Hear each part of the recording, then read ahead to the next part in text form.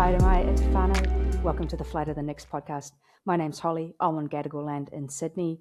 We have Erin in Tamaki Makaurau, Auckland, and we have Clarke in Naarm, Melbourne. How good to have Clarke from VicNix on the show. Clarke, do you just want to introduce yourself briefly? Hey everyone, thanks for the invite onto the pod, Holly and Aaron. So I'm Clarke from the VicNix. I'm a massive Phoenix fan, both for the men and the women's teams. So voice is a bit croaky today after last night's game, but it's one for the record books, I guess, from my time in Melbourne. So very happy. We can't wait to hear more about the game yesterday. Absolutely incredible. We will start with the women first, who solidified their top two finish with a win over Adelaide. I don't feel like we started that well because we almost conceded a goal from an errant back pass. But after that, I really think that we had control of the game. 34th minute was 30th minute, a goal from Marisa van der Meer. She just has this open header from a Nunn cross into the back of the net. How good. And then the second goal was in the 35th minute. Nunn standing somehow in exactly the same spot that Marisa scored her goal from, but the ball coming from an Elliott corner on the other side and a flick far post as well into the back of the net. 2-0 win, that's massive. Adelaide Nix were huge, so if you're not aware, there's now an organised active fan group in Adelaide. You can find them on Facebook at the moment if you just type in Adelaide Nix, so go give them a follow or join them if you can. Erin, how did you feel about this game? Yeah, like you said, it was a very, very slow and shaky start, and I think that's kind of what we've had the last few weeks as well. We haven't started the strongest, and we were very nearly punished for it, and I think that would have changed the entire momentum of the game. But, thankfully that they didn't capitalize on that, and, once we kind of got going and got momentum, I don't think that we were to be stopped. We looked very good after that first 25, and, basically copied and pasted the same goal, hitting that back post from a header. One Brooke Nunn assist, one Brooke Nunn goal. If she's not, the best player in the league, then I don't know who else would be, because she's been absolutely phenomenal for us. And, basically can dribble, can pass, can shoot, can score. So great to kind of get that win after two pretty disappointing losses, and to, solidify that top two spot, that home semi-final, that extra week off. I think it's put us in the perfect position to take these semi-finals and come away with wins from them to get to the grand final. I think we just need to focus on, playing the whole 90 minutes and not letting teams into the game at the very start where we're chasing, because we haven't actually really been that great at chasing games. So we've got about a month to sort that out, but I think that if this team plays like they did in that end part of that game, then we're destined for the grand final. Clarke, what do you think? I only watched bits of the game because I was up in Sydney for a wedding, but the bits that I did see in the highlights, like, it's just, for me, the key take is, when we lock in, we seem to take advantage of the game really quickly. So that sort of 10-minute period between the 30th and the 40th, like, obviously that changed the games, took it out of Adelaide's reach. What I'd probably say is more impressive for me is the fact that the result the week before wasn't great, but they bounced back this week, got the right result. They kind of stuck at it. Could have been, as Aaron said, very different game after the first 60 seconds. But they just went for it. They kind of took control. But also winning at Adelaide, I think, whether it's men's or women's, like, that's not an easy result. So, I think for me it's going to Adelaide, getting the win, but then taking that momentum into the playoffs essentially. More impressive, we got the win in Adelaide, and then Auckland couldn't get the win in the men's. So, Phoenix get one up on Auckland on that night. So that to me is a win in itself. But no, I think the women's team, it's just like this season, I don't know, there's been, I sort of look at some of those players, like Brooke Nunn has been immense. And in this game, she was, probably stand out quite easily. But then, the defense is just so solid at the moment. Like, it's very hard to get through. And you look at some of the goals that have happened, like, on another day, they probably wouldn't happen. So, you could take that confidence into the playoffs. But, 2-0 win in Adelaide, and it's a standout performance, like a lot this season. For sure, and we did have Brooke Nunn as the player of the match. I mean, what can you do? No one else is getting that. And she's every time she hasn't won it, she's been very close. I think she's been immense, as you've said, Clarke. I'm not sure that she was as influential for the Mariners last season, but there's something about this season at least where she just has free reign. And it's great to see because you never know with a new player what they're going to be like. Yes, immense. And we didn't record last week because we didn't have more than one person. So we managed to avoid talking about those two games, the Wednesday 2-1 loss. Macy Fraser scored an incredible free kick in stoppage time, but it wasn't enough. Really disappointing. And then even worse, I think, was that Sunday game where we lost to Wanderers. I mean, good on Kwong for getting that goal, but I mean, that was just infuriating at that point. And it's like, well, is the wheels going to fall off of our season right now? It doesn't look like they have, Erin. Yeah, I think that, you know, at a crucial time of that season, to lose to the Wooden Spoons at home is just inexcusable. I think that that's a game that we 100% should have won, and the fact that we just didn't show up at all was just a painful watch, to be honest. You know, the Mariners game, they're a bit of a bogey team. You know, that was disappointing as it was, but you know, you kind of want to see them fight back that next game in front of a home crowd and get the win there to try to keep, you know, it tight till the last day basically, and to have City sweating. But you know, unfortunately, they'd already won the league by the time they got to their last game. They could rest some players and put Barbieri in goal as well, just to give her a little bit of a last dance or whatever was happening there. But losing to Western Sydney was just, I think, a very down point for a season where, you know, we've come second, we've made finals for the first time ever, we've, you know, scored the most goals we've ever scored, you know, a historic season for us. And but losing that Sister City Cup, I think, was just ruined it for me. But onwards and upwards from here, I guess. I think the one thing as well for me, like losing that cup, I hope that's brought the hunger to want to win the whole thing. Like to me, you know, that cup was the only cup I think that we probably have in the trophy cabinet, dare I say it. And so if I'm part of that team, I want to refill that spot, and I want to refill it with something better than, you know, the Sister City Cup, which, you know, it's a good trophy, but there's obviously bigger prizes. To me, the promising thing is it's a season where, with the injuries across the season, things could be quite different to being in second place, is another way I kind of look at it at the moment. And so, in that sense, we are probably quite fortunate that the squad is very consistent. There's a lot of players who can fill in different positions when required. But even some of those mid-season signings or players that have come in, like to whoever in the club made those signings, whether it was Bev or someone else, they have been all very good signings. Like some of those, I guess, like replacements for Samba, for example, like that is a great signing. You can't doubt that. Like I think from every player has played a part in this season, but even the backroom staff. And I know when things weren't going quite so well on the men's side, there was a lot of, I guess, around.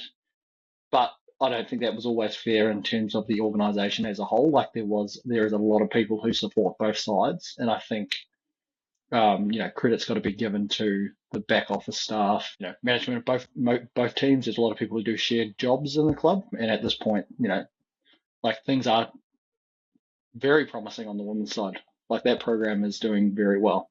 So. A lot of, I guess, a negative was the West Sydney result, but at the end of the day, like this season is immense. Like it's been great, and it's been very enjoyable to watch.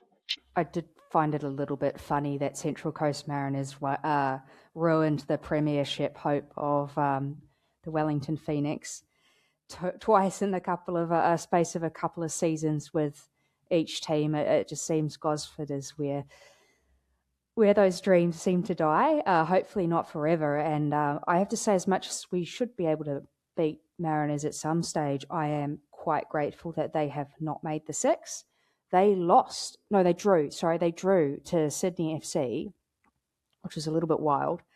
And they didn't really, I don't know, they just didn't have the fire that they usually have, potentially partly because Izzy Gomez had to sit in the stand because she had too many yellows.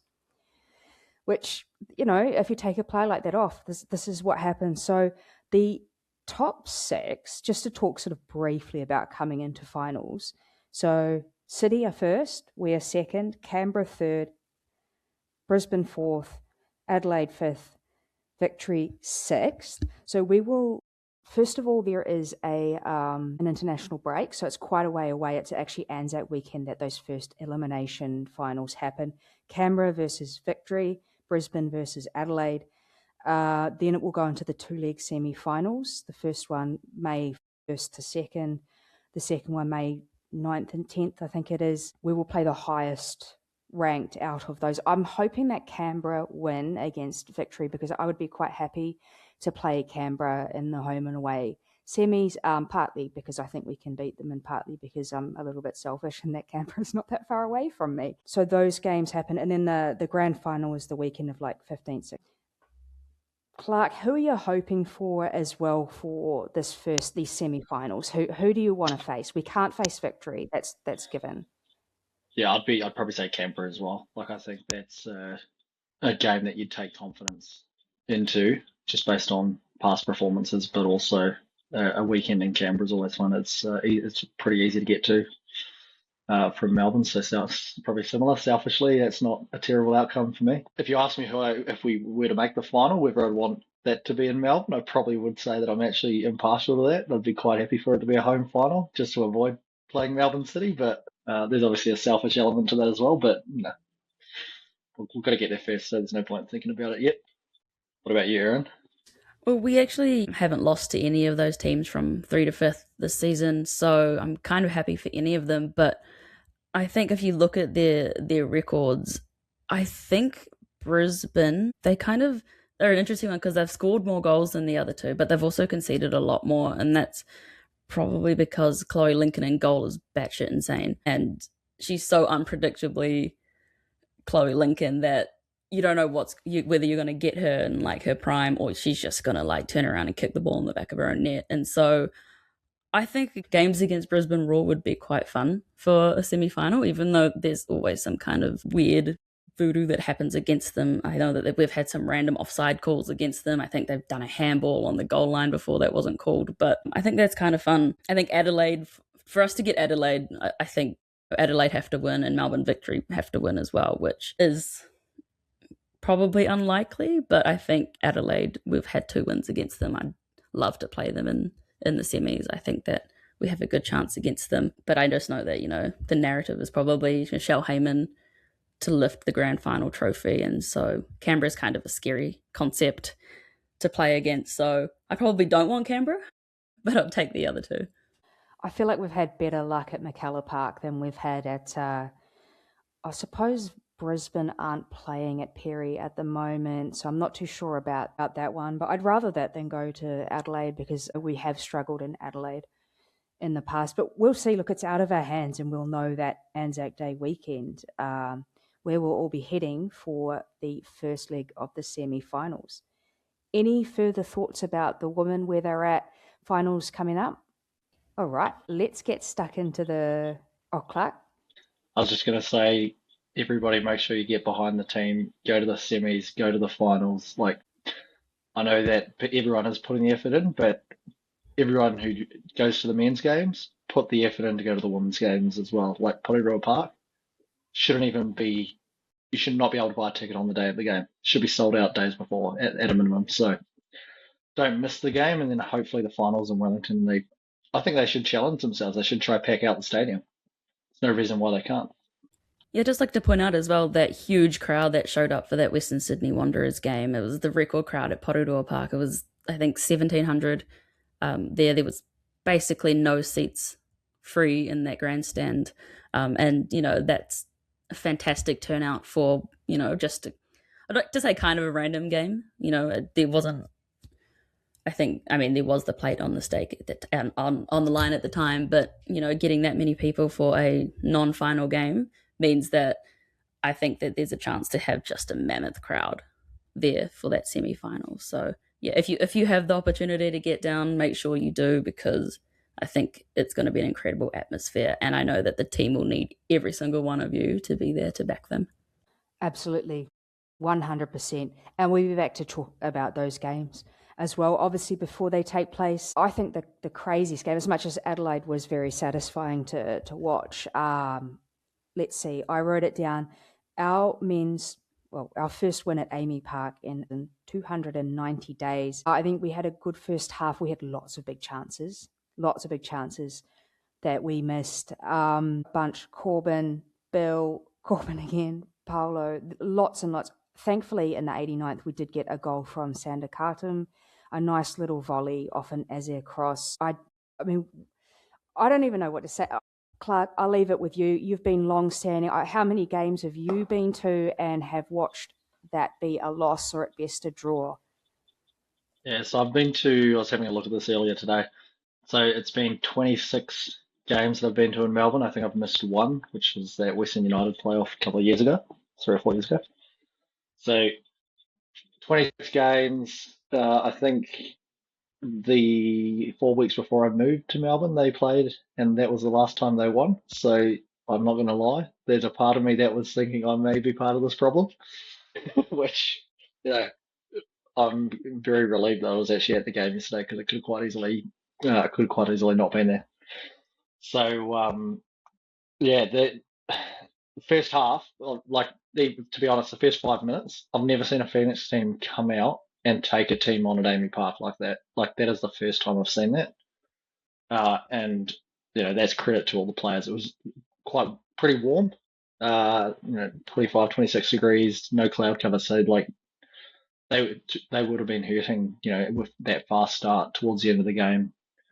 To me, I think this was probably our best chance, and as it was going on, in my mind, I'm like, what do we need to do to win here? How many chances? Like, because we did, as you said, Holly, there was a lot of good chances in the first half, and I'm watching and I'm going, like, this is unreal, but how can we not have got one? So, yeah, so that's after the first half going. I think we had a very good chance just before the break, and in my mind, I'm like, maybe there is a reason why we haven't scored one of these. Like maybe it is one of these where we are better to score later on, and then we're not sort of trying to. I don't want to say park the bus because I don't think that's our style at the moment, but potentially park the bus and concede like we have in the past. There's moments in those 26 games where I think we've been up. I think we were up 3-0 one time and we drew 3-3. So like you kind of have that fear in the back of your mind. Like we get up and it's like, well, chances are we'll probably concede one. So that's always in your mind. When we scored, I don't actually know how to explain that feeling. It was very similar to the goal in the final a couple of years back at Sky Stadium or Henry Stadium.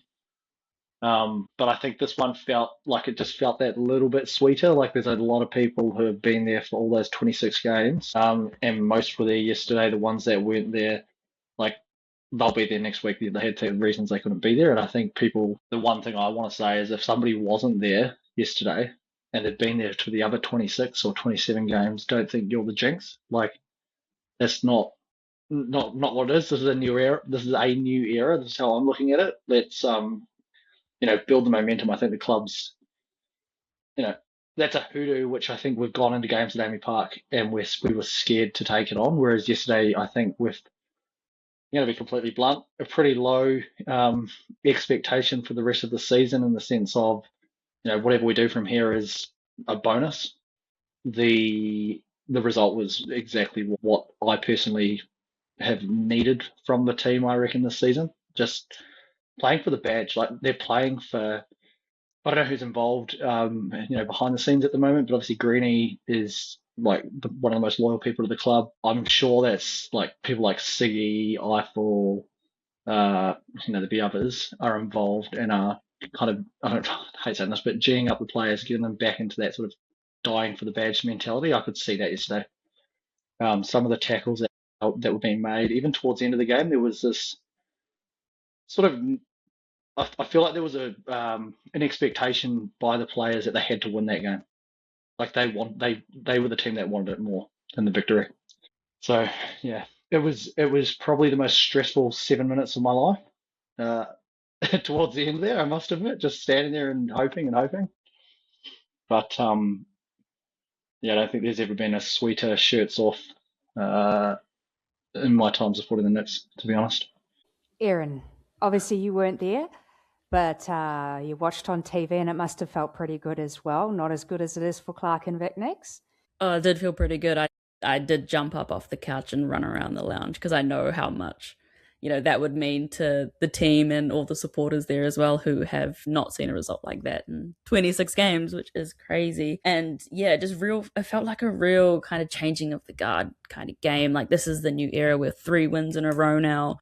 It just really feels like the shift in leadership has kind of cemented in, and it's the old team but a new team at the same time. And yeah, it was just great to see a team that's playing for the badge. Well, Clarke said playing for the badge, and that first half we had 64% possession. It's been a while since I've seen Melbourne Victory just kept off the ball like that. Basically kept Juan Mata quiet that whole game as well, which teams haven't managed to do in the past few weeks as well. So I don't know, this new Phoenix that's come through, perhaps it's peaked a little bit too late now, but it's really good showing, and I think that it's kind of giving the fans something, to be excited about. And, it kind of begs the question as well, can we do it 2 weeks in a row? I hope we can. I'm quietly optimistic, which is probably how I go into every game at Amy Park, but I think this feels different. Now, I didn't realise the players were going back to Wellington, which I actually think is not a terrible thing. Like, I think that's probably quite good just based on, it's obviously been working week in, week out, and they're obviously in Christchurch, I think, the week after this week. So, it's probably good for the team to actually be in Wellington for a period of time rather than spending a week in Melbourne and then a week in probably Christchurch. But I think they should be going into that game with a very similar mindset. I think City's there for the taking. City plays tomorrow night, I think, as well, so they're going to have a shorter turnaround. I look at the squad that we've got. You probably say there's a lot of players who are playing for contracts now for future seasons, whether that's with us or other clubs. So I think there's a lot to prove, and I think these are the kind of games where you can prove that. But yes, 2 in a row. I don't think I ever thought I would say that at Amy Park, let alone possibly 2 in 8 days, but let's see. It'll be all your Clarke misses come at once. That game is obviously this coming Sunday, April the 12th. That is 5 p.m. New Zealand time, 3 p.m. local. I'm hoping that everybody who showed up, and there was a great crowd last week, and I hope they can all show up again, and that maybe it would encourage a few more people to show up because, how good is being a bit of an underdog. The next 3 matches for the rest of the season, we still have a chance to make the 6, and 2 of those, as the table stands, really are 6-pointers. So Melbourne City up next. Then we've got Western Sydney at home. They're down the bottom of the table. But Macarthur away, Friday 24th of April, that is also at this stage looking like a 6-pointer. So we definitely need, whether you're in Wellington, whether you're in Melbourne, whether you're in Sydney, to get stuck in. I was kind of hoping that Eunice guy with his red card wouldn't be able to play, but obviously with their game midweek, he will do that because he's been a great signing for them. So that does worry me a little bit, but yeah, why not? We can take them. They're not even in they've been poor for a City team, I feel like. Clarke? Yeah, and I think there is the opportunity there to actually to kind of build that momentum moving forward and basically go, we're not scared to come to Amy Park anymore. Like, this is actually the opportunity for that. I think it puts it into perspective for next season. We can turn up to these games in Melbourne and go, we'll play you 3 times at Amy Park. We'll play 3 games at Amy Park. We'll play 2 games at Amy Park. But there's a possibility of 6 points or 9 points, whereas I think in previous seasons it's always been, we've got 3 games at Amy Park. If we get 2 points out of that, we're happy. So, yeah, I think we've got to take them all. It's that all or nothing kind of part of the season now. 3 games left. The chance of making the finals is still there, which I think is crazy that, at the moment there's 11 teams that can play finals, with only Western Sydney being, the ones who have been eliminated. And so I think the next 3 weeks of football, we're going to just see either teams going out there and playing for their lives to get that spot, or if you don't show up to the game, then you will probably be beaten quite badly. And so I think the win yesterday will put us through with good momentum to come back to Amy Park, get another win there, and then prepare Amy Park for our women's grand final as well, when we can get another 3 points from that one. The Clarke, curse do you want is to tell lifted. us? Any Phoenix team can win at Amy Park. That's all I'm going to Well, say. we may need that. We may need that if Melbourne City 100%. get through. I mean, I don't know why they would bother to play anywhere other than Casey Field. Actually, no, they'd have to play at Amy to fit all the Knicks fans, is what they'd have to do. I mean, because they're not going to fill it with City fans, that's for sure. So yeah, they're breaking the curse for the women as well, potentially. Clarke, do you want to tell us about the story with the banner? I will. So after the 5-1 game in December, which at the time I thought it was probably a good idea. I don't know if Alex Rufer probably appreciated it too much after the game, but to his credit, he took it in his stride. So I gave Alex the VicNix banner, which I have actually got in my possession, and basically said to him, probably not quite so politely as I'm going to say here, when you give me this back when you win at Amy Park, was essentially what I said. To Alex's credit, and I did see him actually the week after when they played in Wellington, and I was back there, and because when the fans were on the pitch, and I said sorry if I was a bit abrupt, and he was very professional and polite, which shows the character of the individual and the leader he is of our club. But when they won the game, so I obviously said to Alex, bring the flag back when we win a game. So to his credit, he and the team brought the flag back, not, obviously coming with the expectation that they'd win the game, which, to that credit is probably maybe part of why I sort of had the idea, but I don't know if it was actually that smart of an idea. But anyway, it is what it is. So after the game, I just saw one of the kit guys running across the ground with the flag, gave it to Alex. I was up the back still, and I was like, go down and get it, go down and get it. So like, I'm sure people have seen a photo of Alex with the banner over his back. And then he obviously gave the banner back, which was, it's one of those sort of things. Like, to me, Alex has been at the club for so long, and I think as an individual, he's always so welcoming and open, but he's also the kind of character that could, like, other clubs' captains would probably go, nah, like a few explicits and sort of walk off. Whereas, we lost 5-1, which I'm sure would have been frustrating for the captain of the club at the time. And, he took it in a stride, but he also carried through, with what I asked for as a fan. But I think it shows the character he is, but also how important the fans are to the players in the club. And I think, I don't know, there was parts of the season where I was sort of doubting, like, the effort. A lot of us put a lot of effort in from a fan base perspective. There's a lot of us in Melbourne that we put a lot in. So to me, this is one of the reasons why we do it. Like, the players sort of, I don't know, have our back. We've got their back as much as we can. Obviously, can't influence what's happening on the pitch, but we can kind of try and get behind them. So I know it was at the time, it was probably a dumb idea. I think the sort of romantic nature of it, it's sort of one of those things that for me, it's like, that's pretty cool that it sort of just played out how it did. I probably didn't expect to get the banner back in sort of, I don't know, 70 days, however many it was between then and now, 120 days, whatever, 4 months. But maybe next week that'll be the only banner we'll have up in the bay, just as a sort of salute to it. We'll see. That's cool. And I love how you sort of let your intrusive thoughts win, but it worked out for the better. I don't know if it was my finest hour, I must admit. Afterwards, the next morning, I was like, that was a pretty bullish thing to do. It could have quite easily gone the other way. So I don't know. I respect Alex for the character he is. He probably should have told me to get a grip, maybe. I don't know. I mean, like, VicNix, it's not. You're not a bandwagon fan by any stretch of the imagination. You're a foundation member, and VicNix has suffered for so long. I rate it. I actually, at first, I was like, "Wait, what?" And then I was like, "I rate that," and it worked. That's the trick, everybody. Just give your banner away to the captain every time there's a loss, and tell them they have to bring it back. I'd like to think that was part of it. I hope it wasn't. Like, the players, the players are all professional, and they put their heart and soul into every game. I suspect or expect.